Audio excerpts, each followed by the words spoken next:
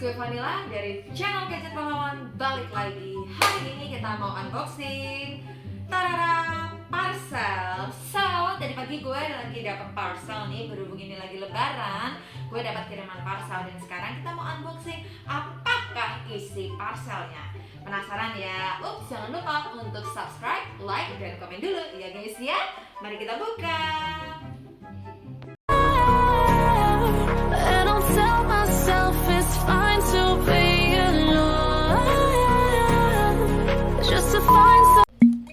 Nah, kalau dari dusbooknya sendiri kita sudah tahu lah ini tuh pasti Sony.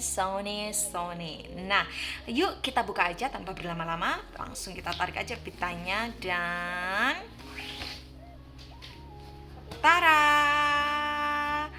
Hayo, HP apa ini? Pasti pada tahu ya, HP yang anti mainstream banget gitu deh. Kita taruh dulu ya. Ups, harus pelan-pelan taruhnya karena ini rapuh seperti hatinya pelukuduk. Oke, next. Di dalam dusbooknya ada apa aja di sini? Oh ya, kita dapat tempered glass dan juga casing, lumayan lah ya. Kemudian ada batok charge sama kabelnya, that's why ini pastilah nggak ori. Terus ada juga ini, bentar, kita ambil dulu headsetnya ya. Dan I think it's not ori also. Dan terakhir ada buku petunjuk pemakaian. Ups, susahnya diambil.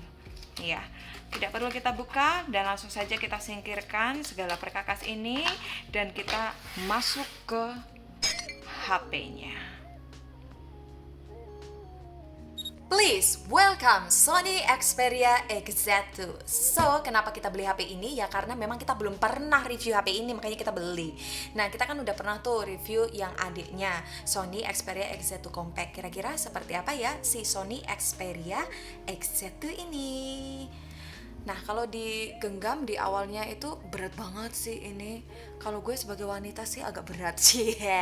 Langsung aja deh ya, kita lihat untuk bodi sekelilingnya. Karena ini kita beli itu second. Tapi untuk bodi sekelilingnya masih mulus ya, walaupun ini kita beli second. Kita langsung lihat aja bodi sekeliling untuk tombol-tombolnya.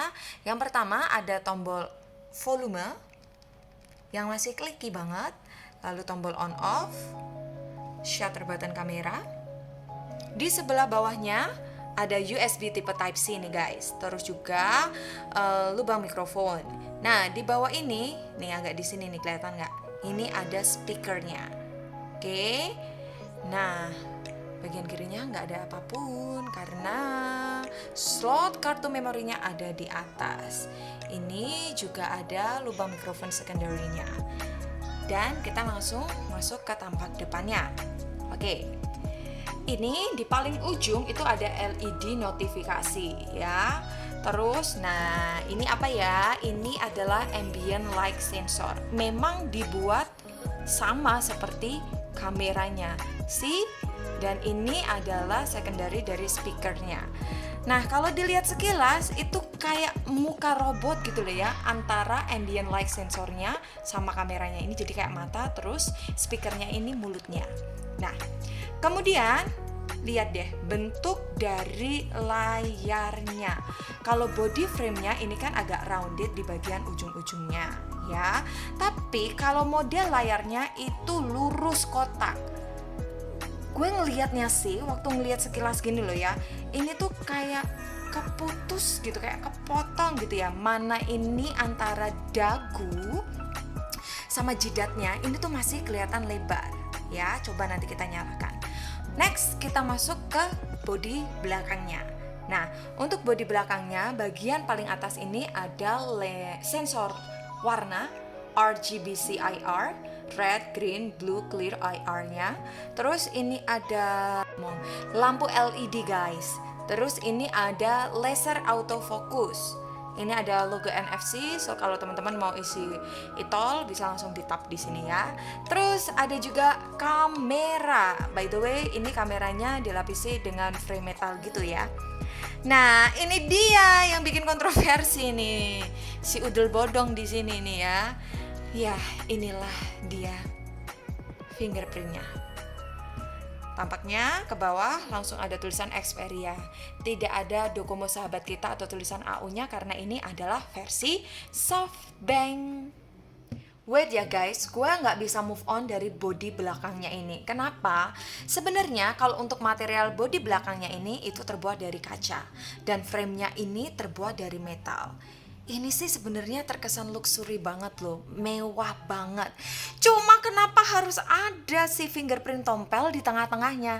Ini tuh kayak lu udah perawatan kulit lu halus mulus, cuma lu punya panu segede ini di tengah-tengahnya. Jadi merusak estetikanya. Ya, kalau menurut gue sendiri lebih baik itu nggak ada yang namanya fingerprint di belakang ini. Nah, teman-teman kan juga tahu kan kalau HP-HP flagship itu tuh sekarang nggak ada yang pakai fingerprint di belakang.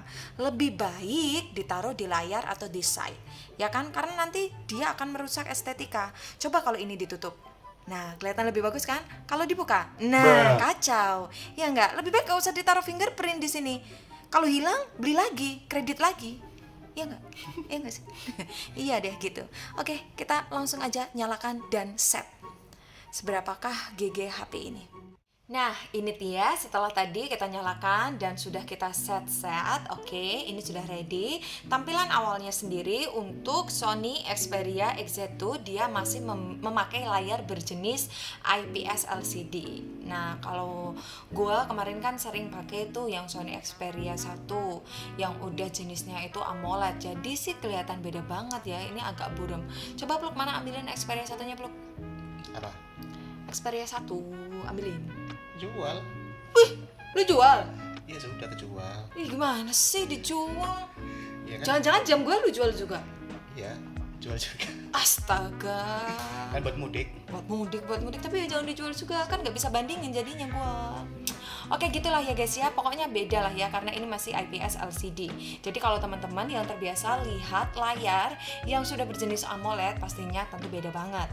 Tapi karena ini versi SoftBank, bagusnya itu di sini nggak banyak tulisan segel Naruto-nya. Nih, lihat ya. Dan karena UI-nya juga masih sederhana, jadi buka tutup aplikasinya tuh masih gesturnya tuh masih gegas banget sih nih. Oke, kita langsung aja lihat untuk Xperia XZ2 ini dia sudah versi Android berapa. Oke, ini dia. Kalau untuk versi Androidnya dia masih versi Android 9. Ya nggak apa-apa sih ya, karena kan untuk Sony khususnya Sony Xperia 2 ini antara XZ2 ini untuk versi 9 sama versi 10-nya itu kan sama ya, karena nggak ada full gesturnya.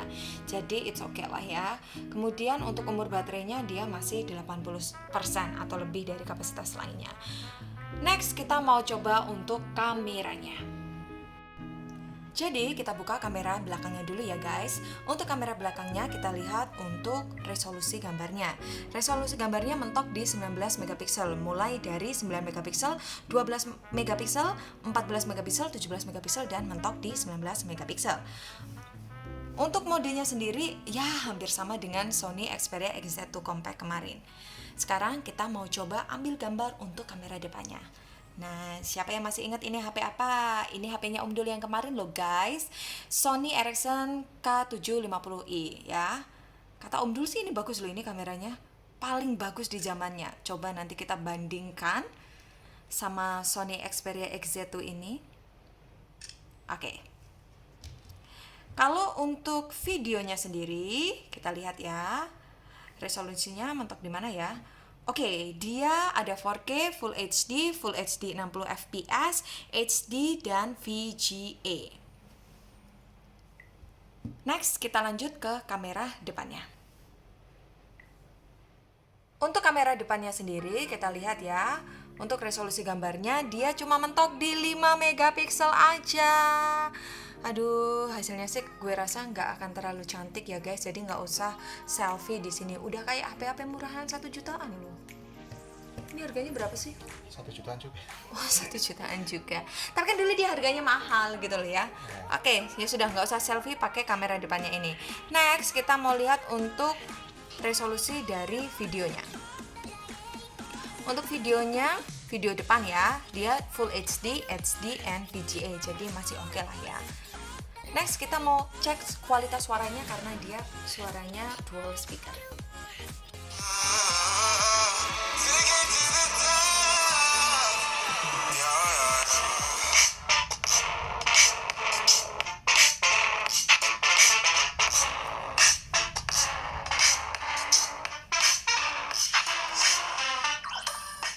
Oke guys, nah mulai dari Sony Xperia XZ2 ini itu ada mode getaran dinamisnya. Tapi sih gue yakin teman-teman juga nggak akan pakai ini. Kenapa? Karena getarannya tuh dia masih kasar, belum smooth.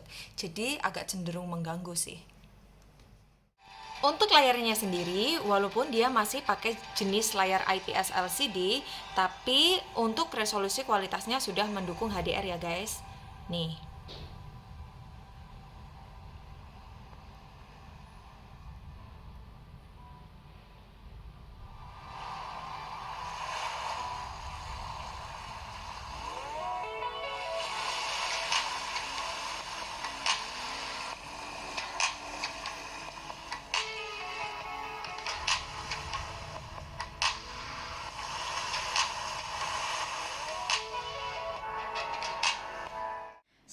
Impresi awal kami tentang Sony Xperia XZ2 ini adalah subjektif kami tidak terlalu suka dengan layarnya.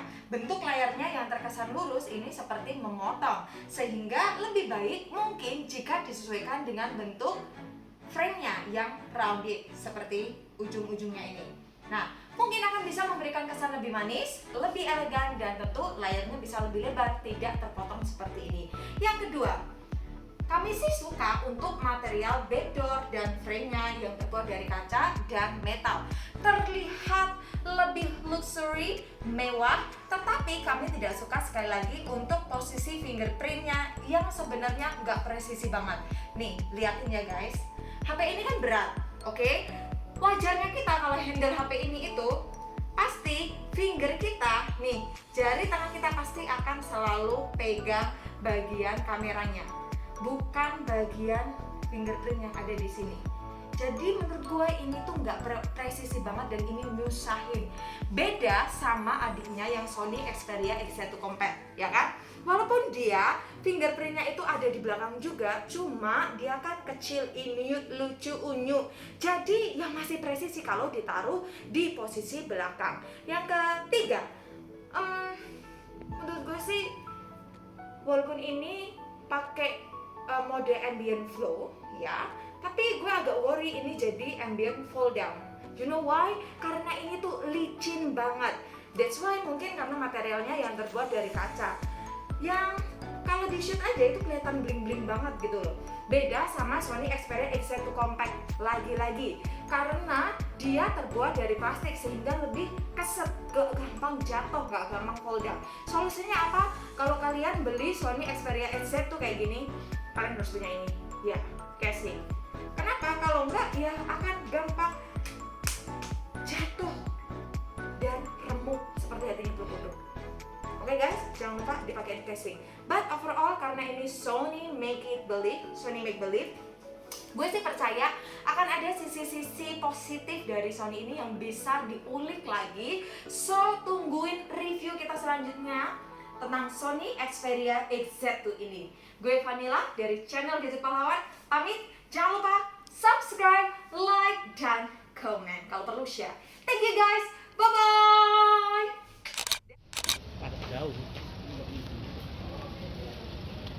Halo guys, gue lagi di SS Surabaya. Habis vaksin, mau pulang kampung.